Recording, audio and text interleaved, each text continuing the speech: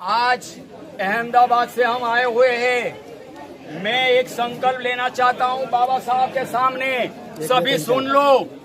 बाबा साहब ने जो संकल्प लिया था 23 सितंबर 1917 में, आज मैं भी संकल्प लेना चाहता हूं। मैं भी बाबा साहब के रास्ते पर 2021 तक मैं ये हिंदू धर्म का त्याग करूंगा। आज से मैं प्रतिज्ञा लेता हूं, जिस रास्ते पर बाबा साहब गए थे उस रास्ते पर मैं भी चलूंगा। और इतना ही नहीं, ये हिंदू धर्म छोड़ के मैं बाबा साहब ने जो धर्म लिया है वो धम्म बौद्ध धम्मा दीक्षा भी 2021 तक मैं ग्रहित करूंगा। ऐसी मैं संकल्पना लेता हूं और संकल्प लेता हूं। Doctor Baba Saheb Ambedkar, doctor Baba Saheb Ambedkar, doctor Baba Saheb Ambedkar. बोलो रे बोलो, जय भीम बोलो, प्रेम से बोलो, जय भीम बोलो, प्यार से बोलो, जय भीम बोलो। 4 सितंबर को जब बाबा साहब अम्बेडकर दर दर भटक रहे थे बड़ौदा में, नौकरी तो मिल गई थी। सयाजीराव गायकवाड़ ने नौकरी भी दिलाई थी। बाबा साहब दफ्तर में गए, इसके पहले दफ्तर वाले को पहचान हो गई थी। बाबा साहब आ रहे, कोई युवा आ रहे हैं नौकरी करने के लिए, हमारे साहब बन के आ रहे हैं। अरे ये कैसे चलेगा, एक अछूत का बेटा हमारे यहाँ नौकरी करने आए।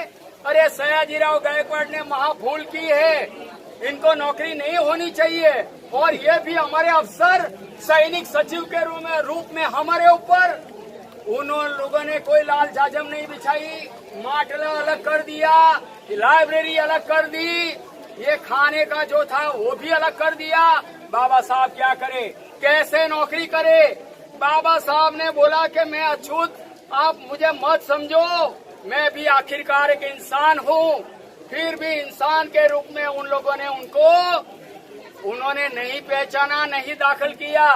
बाबा साहब ने अंत में गायकवाड़ पास गया, सयाजी के पास, कि मैं अभी अब अंतिम बार आपके पास आया हूँ। नौकरी तो 10 साल के लिए आपने शर्त रखी थी, ये शर्त पूरी करने के लिए मैं आया हूँ, फिर भी मुझे नौकरी करने नहीं देते हैं। तो मैं क्या करूँ, मैं चला जाऊंगा तो ये शर्त भंग होगी, ये शर्त का उल्लंघन होगा, फिर आप लोग मेरे पर कार्रवाई करोगे, तो मैं क्या करूंगा, मुझे तो नौकरी करनी है।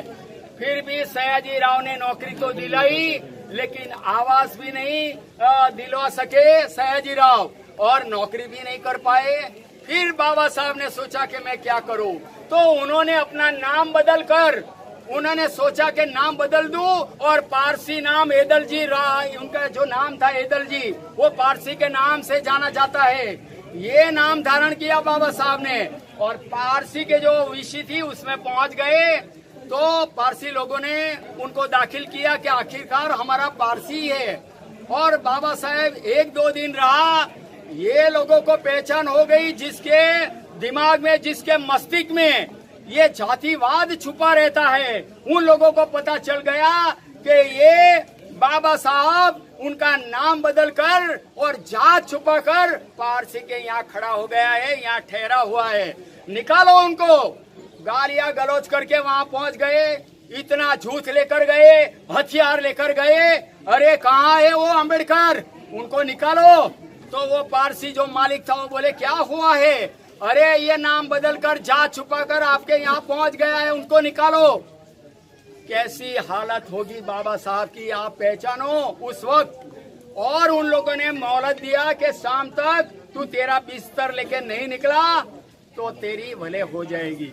बाबा साहब ने आखिरकार क्या किया, वो खुद का सामान लेकर चल पड़े। ये बड़ौदा के रेलवे स्टेशन पर आए, जब देखा कि 5 घंटे तक ट्रेन अभी विलंब से देरी से चल रही है, तो क्या करे। तो उन्होंने सोचा मैं अब समय क्या बिताऊं, रेलवे स्टेशन पर 5 घंटा वहाँ बैठ के क्या करेगा बाबा साहब।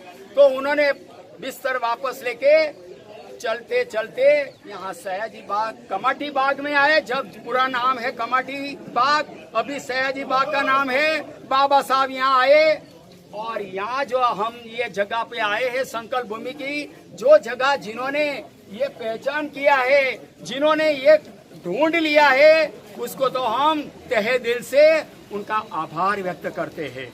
और आखिरकार ये भूमि पर हम आए हैं तो ये संकल्प हमें क्या लेना है, आप सुनिए।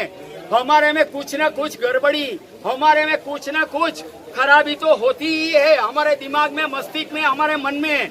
तो क्यों ना हम ये संकल्प ले कि हमारे में कोई भी बुराई हो तो आज बाबा साहब के सामने संकल्प लेकर हम ये बुराई को हमारे दिलो दिमाग और मन से निकाले। तो ये संकल्प अब 1 मिनट के लिए हम कुछ नहीं बोलेंगे, लेकिन अपना दाएं हाथ लंबा करके अपनी संकल्प लेना शुरू करें 1 मिनट के लिए, फिर हम विदा होंगे।